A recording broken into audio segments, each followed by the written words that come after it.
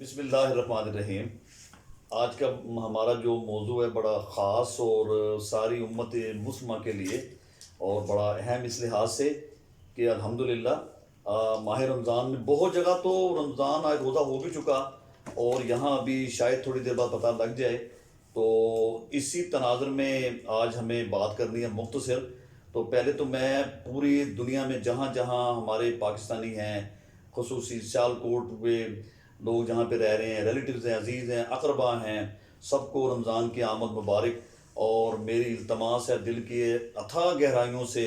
کہ اللہ تعالیٰ سے، جو اللہ تعالیٰ نے یعنی دیکھیں ہمارے اعمال بد کی وجہ سے اللہ کے تازیانے برس رہے ہیں پوری دنیا پر، نہ صرف پاکستان پہ، اور امریکہ اور انگلینڈ یورپ میں تو بہت زیادہ، اور پاکستان میں بھی ہمارے معاشی حالات ایسے ہیں، لیکن پھر بھی کرونا کی حیثیت سے کووڈ جو ہے یہ بہت بہتر ہے دوسری دنیا کے مقابلے میں۔ تو یہ کیوں؟ اللہ پاک جو ہمارے اپنے اعمال ہیں اور رمضان کے صدقے اللہ تعالیٰ یہ ساروں کو اپنے یعنی حفظ و امان میں رکھے۔ اور میرا یہ پیغام ہے جہاں جہاں ہمیں یہ لوگ سن رہے ہیں، دیکھ رہے ہیں، میرے دوست اقربا اور ان بچوں کے سارے رشتہ دار،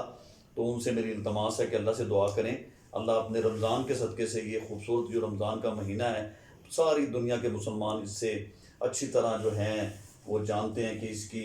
کس قسم کے ہماری زندگی پر اجتماعی انفرادی کیسے اثرات ہیں اور کس طرح انسان تقوی کی اعلیٰ بلندیوں تک پہنچ جاتا ہے اس رمضان کی وجہ سے۔ تو وہاں دعا بھی کریں کہ اللہ تعالیٰ اس کی برکت سے، اور احتیاط بھی ہے، احتیاط تو الگ بات ہے، لیکن احتیاط کوئی چیز نہیں ہے جب تک اللہ کی مدد شامل حال نہ ہو۔ اور اگر احتیاط جو ہے ہماری یہ اس حد تک چلی جائے کہ وہم کے حد تک لوگوں سے نفرت شروع کی جائے، تو پھر تو یہ معاملہ شرک کی حدوں کو چھو جائے گا۔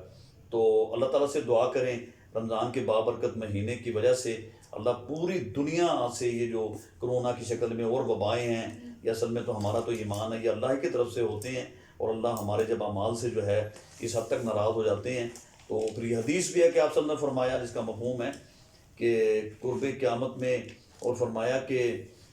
جب لوگ جو ہیں یعنی بے حیا پوری دنیا اور یہ مسلمان خصوصی ہو جاتے ہیں، تو ایسی ایسی بھی بیماریاں آتی ہیں، ایسی ایسی بیماریاں آئیں گی کہ ہمارے کبھی باپ دادا نے نہیں سنی ہوں گی۔ تو یہ ہماری زندگی میں ہم نے سب کچھ دیکھ لیا، تو اس کے لیے دعا کیجئے۔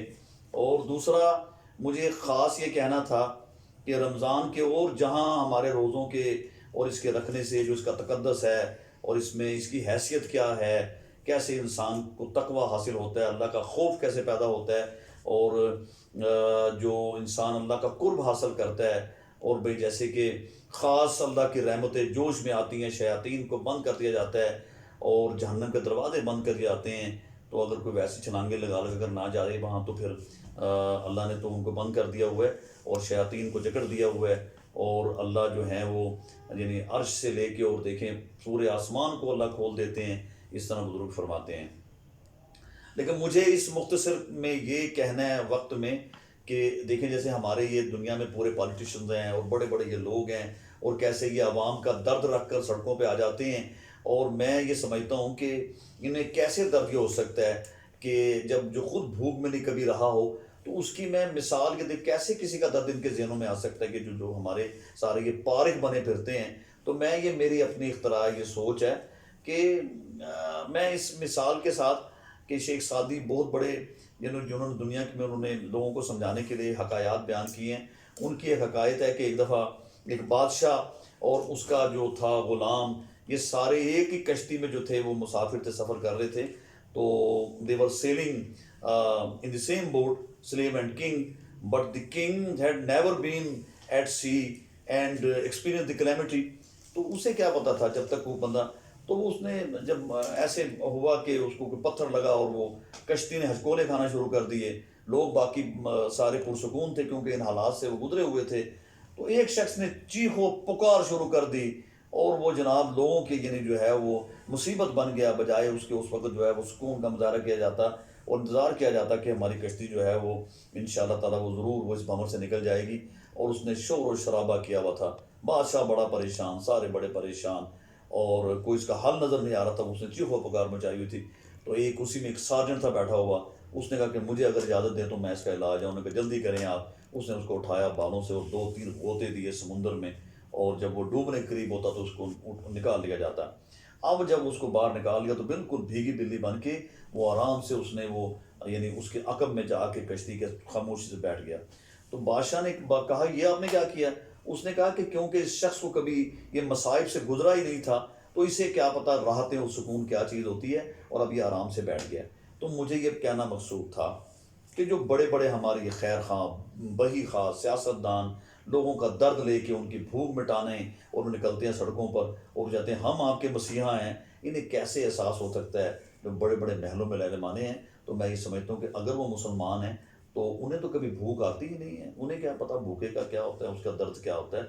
تو اللہ پاک نے ان روزوں کو رکھا ہے اگر وہ مسلمان ہیں تاکہ روزے رکھ کے انہیں بھوک کا اندازہ ہو، اور روزہ انہیں بتائے کہ بھوک کی پیاس کے عالم میں جو بندہ بیچارہ ضرورت مند ہے اس پر کیا گزر جاتی ہے، اور اسے کیسے یعنی بھوک میں جو ہے وہ درد ہوتا ہے اور وہ مسائل میں گرفتار ہوتا ہے۔ تو میں یہ سمجھتا ہوں کہ روزہ ان لوگوں کے لیے، ہم سب کے لیے، غریبوں امیروں کے لیے اللہ پاک نے ایک زبردست ٹرائل رکھا ہے تاکہ جو امیر لوگ ہیں، بادشاہ لوگ ہیں، لیڈ کلاس ہے اور بڑے بڑے سرمایہ دار ہیں، اور ان کو روزہ یعنی رکھیں تاکہ ان روزے میں جہاں اور اس کے بڑے ثمرات ہیں، یہ میں سمجھتا ہوں کہ یہ ان کو اس لیے بھی روزے کی ہم نے اجازت یعنی ہم پہ روزہ کیا ہے کہ وہ لوگ جو بڑے بڑے یعنی امیر ہیں، بیوروکریٹس ہیں، بڑے بڑے مارشل بیوروکریٹس ہوں، سول ہوں، ایلیٹ کلاس ہو، بڑے بڑے جو بادشاہ ہیں اور بھائی یہ سڑکوں پہ ہمارا درد لے کے نکلتے ہیں، ان کے لیے روزہ پوری دنیا کے لیے جو مسلمان یا کسی مذہب سے ان کا تعلق ہے ان کے لیے رکھا ہے تاکہ روزے کی جہاں اور بڑے فضائل ہیں تو تاکہ انہیں بھوک میں رہ کر کسی بھوکے کا اندازہ ہو، اس سے بڑی روزے کی فضیلت کیا ہو سکتی ہے۔ تو میری التجا ہے اس ایلیٹ کلاس سے کہ خدا کے لیے روزے کو ضرور چکھ کے دیکھیں، ایک تو اللہ کی رحمت آئے گی، دوسرا آپ میں احساس پیدا ہوگا کہ بھوک کے عالم میں ٹھیک ہے کہ کسی پر کیا گزر جاتی ہے، تو آپ ان کی ضرورت کو پورا کرنے کے لیے سڑکوں پر نکلے، تب تو بالکل جو ہے وہ یعنی آپ حق پر ہیں، ادروائز تو خالن خوری نعرے ہیں اور یہ سلوگن ہے، اس سے کچھ بھی نہیں ہوگا۔ آپ ضرور روزہ رکھیے تاکہ آپ لوگوں کے گھروں تک پہنچیں۔ آپ کا بہت شکریہ۔ آپ لوگوں کو پسند آیا؟